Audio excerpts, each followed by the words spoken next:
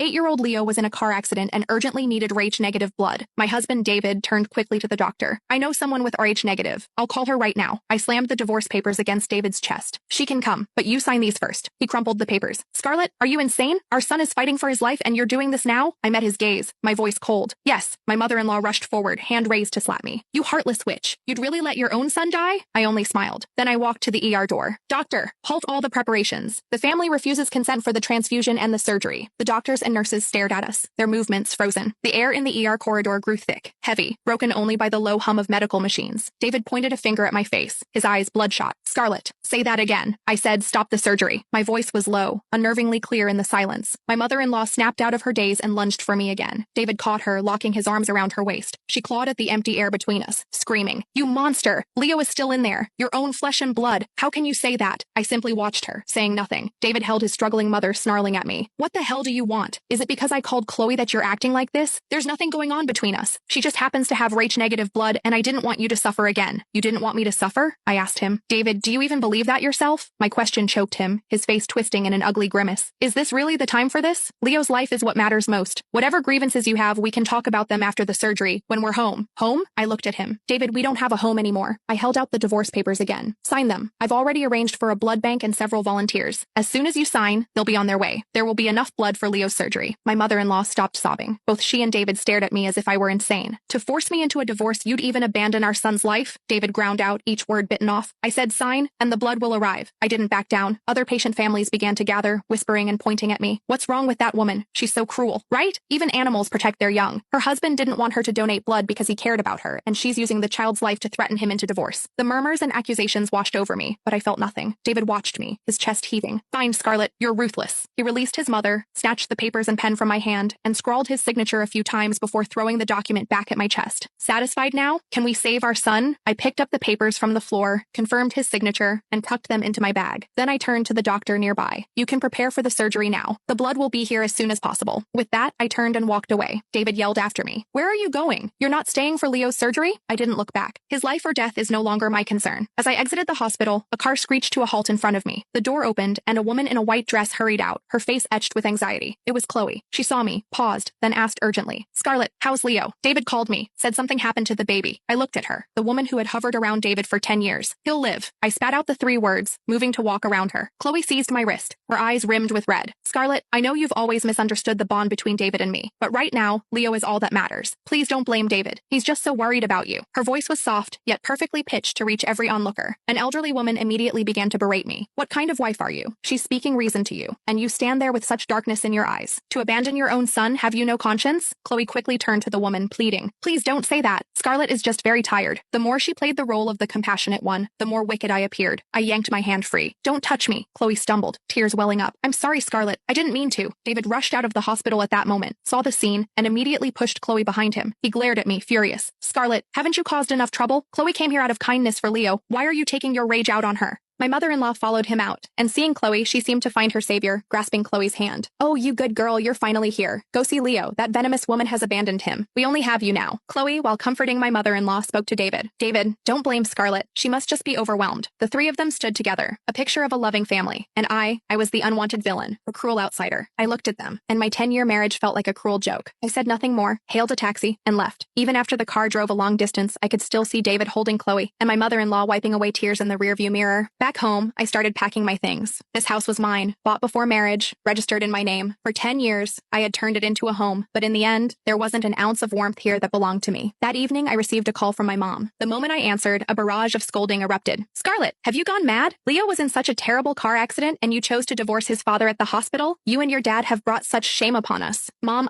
don't call me mom. I don't have such a heartless daughter. My mom's voice was shrill. David told me everything. He didn't want you to donate blood because he cares about you. You nearly bled to death when you gave birth to Leo, and your health has never been the same since. How ungrateful can you be? I clutched my phone, unable to utter a single word. You go to the hospital right now. Apologize to David and go see Leo. If you still recognize me as your mother, then go. The call ended. I stared at the dark screen of my phone, my heart clutched as if by an unseen hand. When I gave birth to Leo, I truly almost died, but none of them knew why I had hemorrhaged so badly. I didn't go to the hospital. The next day, David brought my parents to my place. The moment I opened the door, my dad's hand shot out, connecting with my face. You monster! You dare show your face here! He was trembling bubbling with rage. Leo had a high fever last night, crying for his mom, and where were you? Is your heart made of stone? My mom, supporting my dad, cried as she spoke to me. Scarlett, please come to the hospital with us. The child is innocent. Even if you and David have issues, you can't take it out on the child. David stood behind them, looking at me with a pained expression. Darling, I know I messed up. I shouldn't have called Chloe. Please come back with me. Leo needs you. He acted so genuinely that even my parents believed him. I covered my stinging cheek, looking at the three of them. Are you done talking? My dad froze. What kind of attitude is that? If you're done, then leave. I need to rest. I pointed to the door. You! My dad raised his hand, intending to strike me again, but my mom held him back tightly. David also stepped forward, shielding me. Uncle, please don't be angry. It's all my fault. I didn't handle things well, and I hurt Scarlett. He turned, his eyes red, looking at me. Darling, you can hit me or yell at me, but please don't abandon me and Leo. We've been together for so many years. How can you just throw it all away? He reached for my hand, but I stepped back, avoiding his touch. David, stop acting. Aren't you tired? David's face stiffened for a moment, then was replaced by an even greater sorrow. Scarlett, how did you become like this? You weren't like this before. You used to love Leo so much. You'd do anything to give him the best. Yes, I nodded. I used to be quite foolish. My parents, seeing my imperviousness to reason, were utterly disappointed. My mom, tears streaming down her face, said, Scarlett, if you insist on this divorce, then don't ever set foot in our home again. We'll pretend we never had a daughter like you. My dad pointed at David and declared, from now on, David is our true son. I looked at them, and the last flicker of warmth in my heart vanished. Fine, that single word made my parents and David freeze. They probably thought that by threatening me with family ties, I would compromise, just like every other time in the past 10 years. Unfortunately, this time, they were wrong. After seeing them off, I received a call from my lawyer. Ms. Scarlett, David's side has received the court summons, but he leaked to the media, claiming you abused Leo and due to marital disputes, refused to give him a blood transfusion, leaving him critically ill. I opened my phone. The news was everywhere. Wealthy wife's cruel jealousy. I won't save my own son. Where is a mother's love? Heartbroken 8-year-old. Mommy doesn't want me anymore. The comment sections were a blaze of fury. My photos, workplace, and home address were all exposed. A group of self-proclaimed activists had gathered downstairs at my company, holding banners, demanding I be fired. Soon I received a call from my boss, who told me not to come into work for a while. That afternoon, Chloe called me. Her voice sounded gentle and innocent. Scarlett, please don't blame David. He was just pushed to his limit by you. Leo isn't doing well. He needs his mom. Can you please come back and see him? What standing do you have to call me? I asked. A few seconds of silence on the other end. I'm Leo's aunt and your friend. Friend? I laughed. Chloe, are you even worthy of that title? With that, I hung up. Not long after, my phone buzzed with a photo from Chloe. In it, Leo lay in a hospital bed. Chloe was bending over him, gently wiping his face. David and his mother stood close by, watching them with tender, doting looks. The scene was a picture of perfect harmony, so bright it stung the eyes. Beneath it was a message. Scarlett, we're all waiting for you to come back. On the day of the hearing, the courtroom was packed. There were media reporters, social activists, and all our so-called relatives and friends. They were all there to see me utterly destroyed. David arrived with Leo and Chloe. Leo sat in a wheelchair, his face pale, his arm still in a cast. Seeing me, Leo's eyes immediately welled up with tears. Mommy, please don't divorce Daddy, okay? It's all Leo's fault. Leo won't get sick anymore. He cried so pitifully, drawing gasps of sympathy from the spectators. My mother-in-law wailed dramatically, pointing at me and cursing. You bring nothing but bad luck. A curse on husband and son. What did our family do to deserve a creature like you? David held Leo, looking every bit the tragic good husband. Scarlett, even now, are you still going to be so stubborn? For your own sake, are you really going to throw away Leo's future? Chloe stood beside him, timely offering a tissue and gently comforting him. I watched their little family act, my face expressionless. David's lawyer rose and began to recite my list of failures, from forgetting our anniversary gift to not cooking for my mother-in-law's birthday, to my deliberate refusal to act when Leo was in the car accident. Each point painted me as the selfish, heartless villain. Finally, the lawyer presented a hospital report. Your Honor, due to the defendant's delay, the plaintiff's son, Leo, suffered cerebral hypoxia. This could result in permanent neurological damage. Furthermore, the defendant has subjected the child to sustained emotional abuse, causing severe psychological harm. We request full custody be granted to Mr. David, and that the defendant be ordered to pay $1 million